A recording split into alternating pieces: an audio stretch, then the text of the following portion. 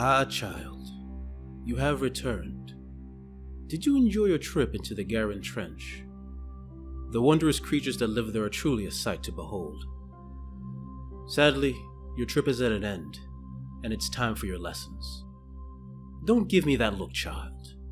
You are an Isharan, not only lucky enough to be born with a complete soul, but gifted with magic.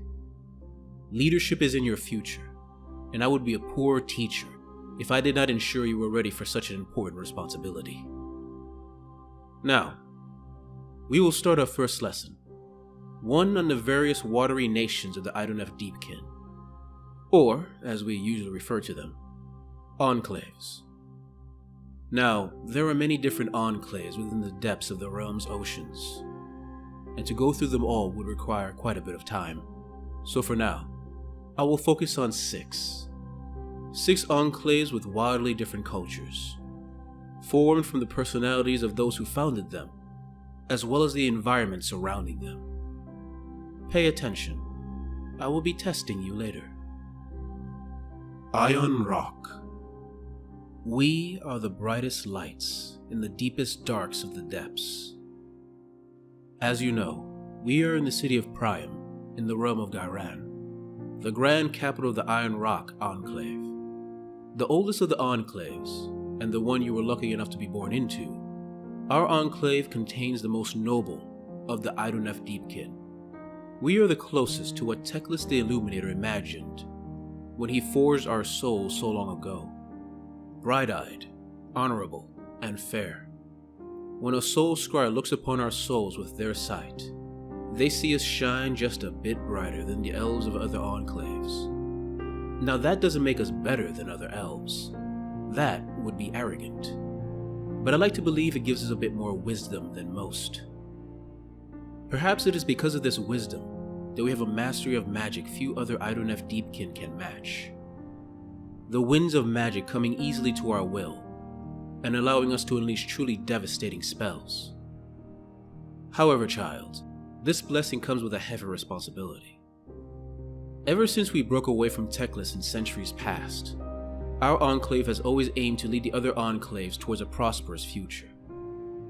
We were the first to call upon the Assembrals, the gathering of the Enclaves, and we consider it our duty to lead them when we face any mutual threat.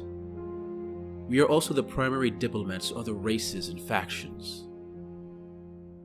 representing Idoneth Deepkin interests during times of peace and war.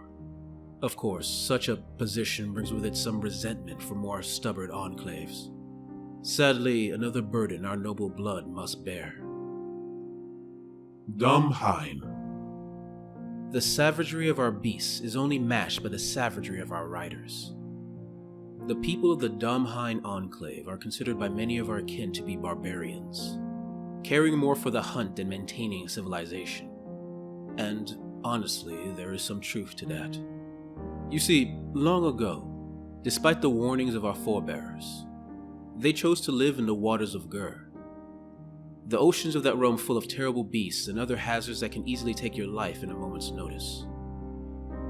Despite nearly half their number being consumed as they explored those depths, they refused to turn back, their pride not allowing them to admit they were in the wrong. Eventually, they reached a balance with the dangers around them, settling in the city of Rundar in the miles-long trench known as the Black Troll. They have become as predatory and brutal as the creatures that surround them. So predatory, in fact, that they have an almost supernatural gift for hunting large monsters, their weapons able to find the weak spots in most beasts with ease, making them the greatest hunters in the watery depths. Futon. The only thing left in our wake is carnage. The Idoneth Deepkin of the Futon Enclave are the most aggressive and militaristic of our people. Quick to anger, they are known to start a fight over the smallest slight, no matter if it be with an opposing army or an unlucky force of fellow elves. They are also known as a people more than willing to do anything to secure victory, a fact that can make other enclaves rather uncomfortable. You only need to see how they hunt for souls to witness this. Most enclaves only take what they need during a raid. more than willing to leave behind sleeping victims who die in relative peace. There are even a few, like ours, who refuse to harm younglings, not allowing our search for souls to completely make us monsters. The elves of the Futon Enclave have no such compunctions. They attack without mercy, and will only leave when the enemy is completely slaughtered, even when their soul lanterns are full to bursting with souls ready to craft. This aggression is further shown with their choice of mounts. While we might pursue beasts who are a bit more manageable, the Futon search for the wildest and strongest creatures to ride, seeing within them an aggressive nature that they share. Morfan. Our blood is as cold as the seas in which we hunt. The elves of the Morfan Enclave are a dour and insular people.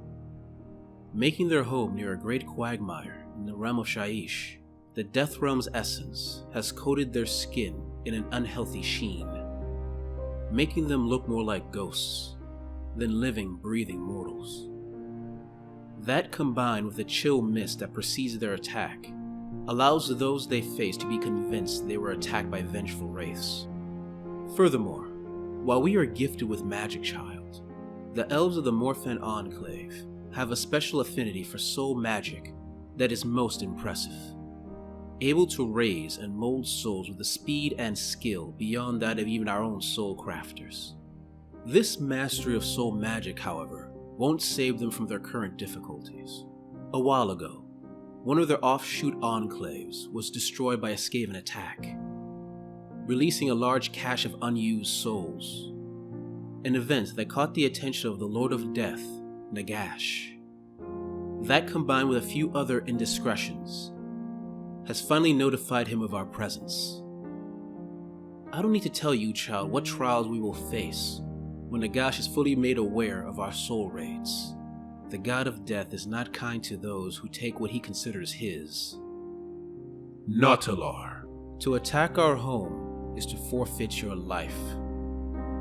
When the city of Galanar was first established in the realm of Garan, it was on what was thought to be an empty seabed, littered with the coral shells of long-dead sea life.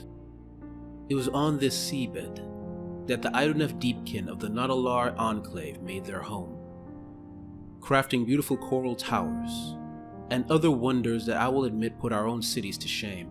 However, after the city was created, the Nuttall discovered not all was as it seemed with their new home.